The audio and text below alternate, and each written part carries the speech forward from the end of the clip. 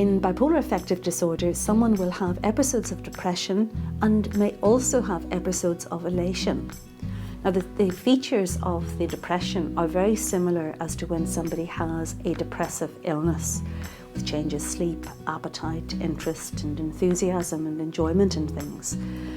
The episodes of elation, though, are much more difficult for people because sometimes the person may not actually recognise that they are unwell because they have a sense of well-being.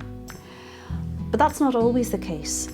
When someone is elated, they tend to have more energy, they don't need as much sleep, they may speak more loudly, their thought processes are speeded up, and they may make decisions and their behaviour may be out of character and that they may be more reckless than they would be in normal life. Bipolar affective disorder can be categorised into two different types, bipolar 1 and bipolar 2.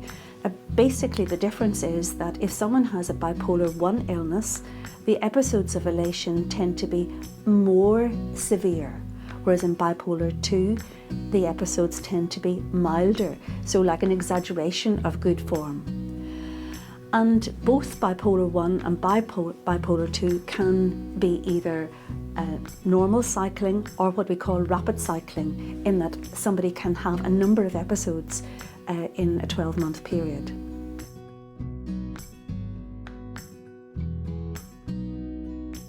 If you think you have bipolar disorder yourself or someone close to you has bipolar disorder, I think it's really important to talk to your GP and find out as much information about bipolar affective disorder as you can.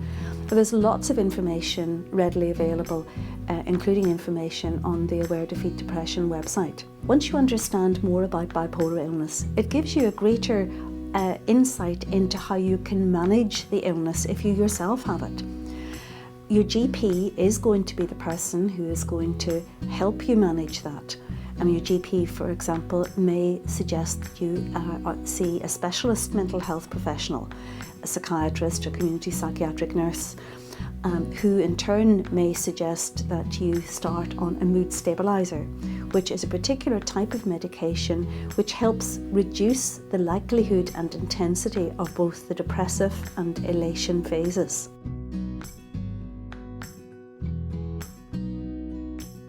While we know that medication is very important in helping people with bipolar disorder, it's also really important to look at the self-help strategies as well as talking therapy.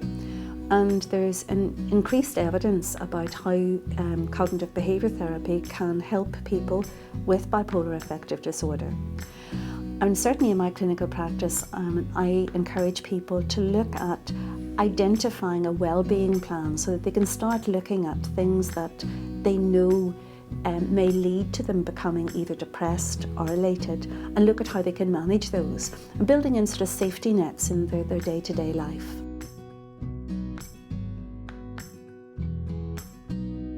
Some people who have bipolar affective disorder will be prescribed lithium. It's one of the commonest used mood stabilisers.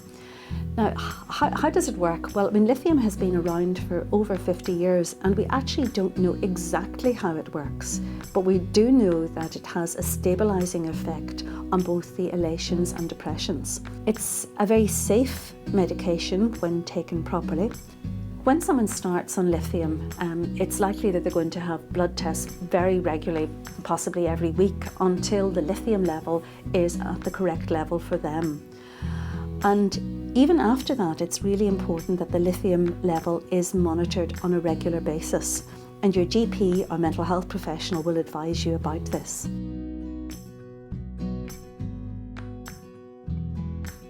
If you find that you're not able to tolerate lithium, or if you're still becoming unwell in lithium, talk to your mental health professional, because there are lots of other medications, other mood stabilisers, and increasingly we're using some of the major tranquilizers which also act as mood stabilisers.